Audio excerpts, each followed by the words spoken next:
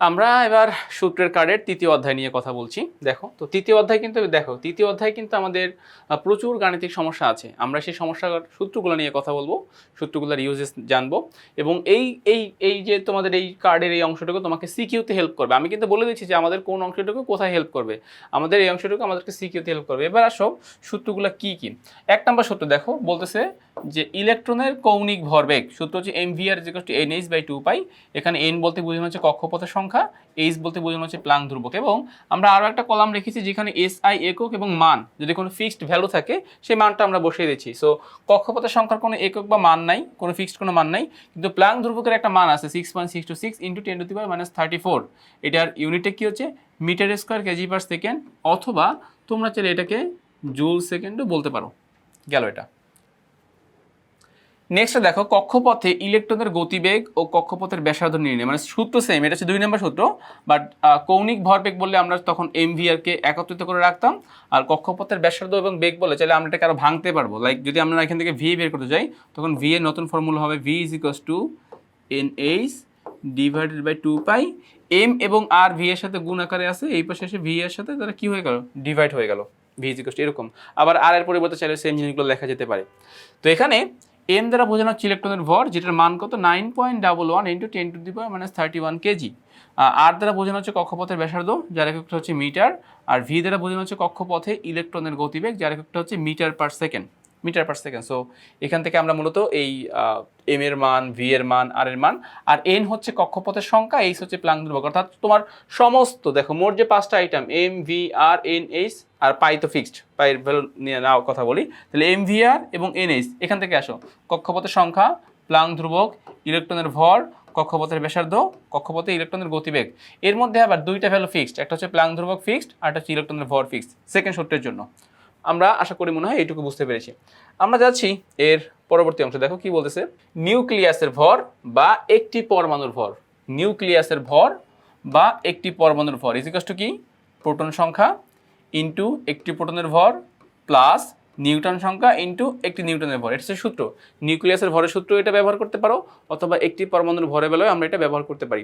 তাহলে এখানে মোট 4টা জিনিস, পি দ্বারা বোঝানো হচ্ছে প্রোটন সংখ্যা, এন দ্বারা বোঝানো হচ্ছে নিউটন সংখ্যা, এবং একটি প্রোটনের ভর কত 1.673 10⁻24 গ্রাম, একটি নিউটনের ভর কত 1.675 × 10⁻24 গ্রাম। তার মানে প্রোটনের ভর এবং নিউটনের ভর একদম কাছাকাছি, একটা হচ্ছে 1.673 আর একটা হচ্ছে 1.675, শুধুমাত্র এই যে 3 আর 5 এর ডিফারেন্স, আদার সমস্ত কিছু এখানে ঠিক আছে।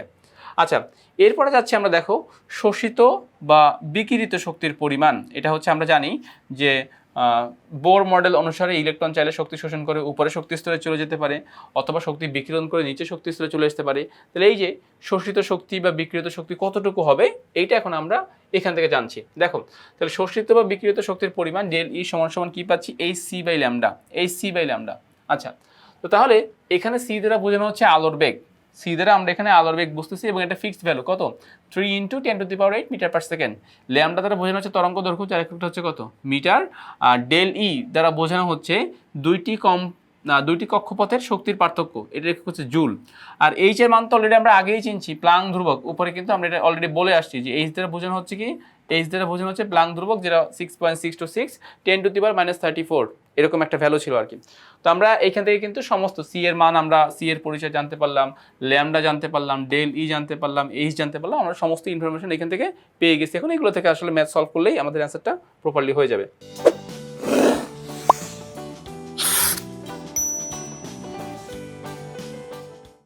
নেক্সট দেখো, মৌলের আপেক্ষিক পারমাণবিক ভর, মানে এটাও ভর, আমরা এর আগে ভর নিয়ে কথা বলেছি, এবারে আমরা বের করতেছি আপেক্ষিক পারমাণবিক ভর। ইজিকস টু কি বলছে দেখো, যে মৌলের একটি পরমাণুর ভর, আপেক্ষিক পারমাণবিক ভর বলতে বোঝানো হচ্ছে মৌলের একটি পরমাণুর ভর ডিভাইডেড বাই একটি কার্বন 12 আইসোটোপের ভরের 1/, একটি কার্বন 12 আইসোটোপের পারমাণবিক ভরের 1/12 অংশ। তাহলে আমাদের এখান থেকে ভর বের করতে মোট দুইটা জিনিস লাগবে, একটা হচ্ছে মৌলের একটি পরমাণুর ভর আমার দরকার হচ্ছে, আর একটা হচ্ছে একটি কার্বন 12 আইসোটোপের পারমাণবিক ভরের 1/12 অংশ। এবং এই যে কার্বন 12 আইসোটোপ আমরা নিলাম, কার্বন 12 আইসোটোপ থেকে আমরা মোট এটার একটা ফিক্সড ভ্যালু আছে, অর্থাৎ নিচের যে লাইনটা কার্বন 12 আইসোটোপের পারমাণবিক ভরের 1/12 অংশ, এটার একটা ফিক্সড ভ্যালু আছে, সেটা কত 1.66 × 10⁻²৪। এটা হচ্ছে এটার ফিক্সড ভ্যালু। সো আমাদেরকে প্রশ্নে মূলত এই মানটা বলে দিবে যে একটি পরমাণুর ভর, এই একটি পরমাণুর ভরকে আমরা এই মান দ্বারা ডিভাইড করলে আমরা ওই মৌলের আপেক্ষিক পারমাণবিক ভরের মান সহজে বের করে ফেলতে পারবো। আমাদের তৃতীয় অধ্যায়ের আরও একটা ইম্পর্টেন্ট সূত্র হচ্ছে আইসোটোপের শতকরা হার থেকে মৌলের গড় আপেক্ষিক ভর নির্ণয়। গড় আপেক্ষিক, এখন গড় কথাটা আসছে কেন দেখো, এখানে গড় কথাটা ইম্পর্টেন্ট কেন, কারণ তুমি এখানে অনেকগুলো আইসোটোপকে একত্রিত করে একটা ফাইনাল রেজাল্ট তুমি এখান থেকে বের করতে যাচ্ছ। অর্থাৎ আইসোটোপের সংখ্যা হয়তো 2টা 3টা এরকম হতে পারে, এই 3টাকে একত্রিত করে তুমি একটা ফলাফল বের করতেছো, যেন আমরা গড় কথাটা ইউজ করতেছি। আচ্ছা, এটা সূত্র কি দেখো, P × M + Q × N + R × O, মানে PM QN RO divided by 100। আমরা এখান থেকে এটা পাচ্ছি। তো এখন এদের পরিচয় কি দেখো, P এর পরিচয় কি, P এর পরিচয় হচ্ছে প্রথম আইসোটোপের ভর।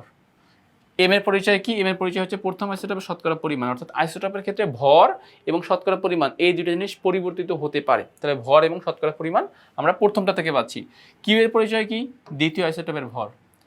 N এর পরিচয় কি, দ্বিতীয় আইসোটোপের শতকরা পরিমাণ। R এর পরিচয় কি, তৃতীয় আইসোটোপের ভর, এবং O এর পরিচয় কি, তৃতীয় আইসোটোপের শতকরা পরিমাণ। তাহলে প্রথম আইসোটোপের ভর, প্রথমটা শতকরা পরিমাণ, দ্বিতীয়টার ভর, দ্বিতীয়টার শতকরা পরিমাণ, তৃতীয়টার ভর, তৃতীয়টার শতকরা পরিমাণ, এগুলোকে আমরা গুণ করব, দেন যোগ করব, দেন 100 দিয়ে ভাগ করে দিলে আমরা এখান থেকে ফাইনাল আনসারটা পেয়ে যাব। আচ্ছা, নোট ফলো করো, 2টি আইসোটোপ দেওয়া থাকলে, প্রশ্ন যদি আমার 2টা আইসোটোপ দেয়, ধরো এখানে তো আমরা 3টা আইসোটোপ দিচ্ছি, অনেক সময় সবসময় সবার 3টা আইসোটোপ থাকে না, কিছু কিছু পরমাণু আছে 3টা থাকে, কিছু কিছু আইসোটোপ আছে কিছু কিছু 2টা আইসোটোপ থাকে। তাহলে এখানে বলেই দিচ্ছি যে যদি প্রশ্ন তোমাকে 2টা আইসোটোপ দেয়, তখন তুমি R এবং O এই পুরো পার্টটুকু বাদ দিয়ে দিবা, তখন তোমার সূত্র হবে P × M + Q × N / 100 এরকম। আচ্ছা, আরেকটা ইনফরমেশন দিচ্ছি দেখো, যে আইসোটোপের ক্ষেত্রে শতকরা পরিমাণের যোগফল সবসময় 100 হবে। লাইক প্রথম আইসোটোপের শতকরা পরিমাণ, দ্বিতীয় আইসোটোপের শতকরা পরিমাণ, তৃতীয় আইসোটোপের শতকরা পরিমাণ মিলে কত হলো 100। আবার যদি আইসোটোপ 2টা হয়, তাহলে M + N এটা মিলে কত হবে 100 হবে। যদি তোমার কাছে 3টা আইসোটোপ নাই থাকে, তখন তো O আর আসবে না, O বাদ যাবে, তখন কি হবে M + N মিলে 100 পাবো আর কি। তো এটাই বলতেছে যে আইসোটোপের শতকরা পরিমাণের যোগফল সর্বদা 100 হবে, এখানে এই কথাগুলোই বলা হচ্ছে। ওকে, তো তাহলে তৃতীয় অধ্যায়ের যে সূত্রগুলো ছিল, আমরা সমস্ত সূত্রগুলো ধারাবাহিকভাবে তোমাদের সামনে উপস্থাপন করলাম। আমি আশা করছি তোমরা এটুকু কথা বুঝতে পেরেছো।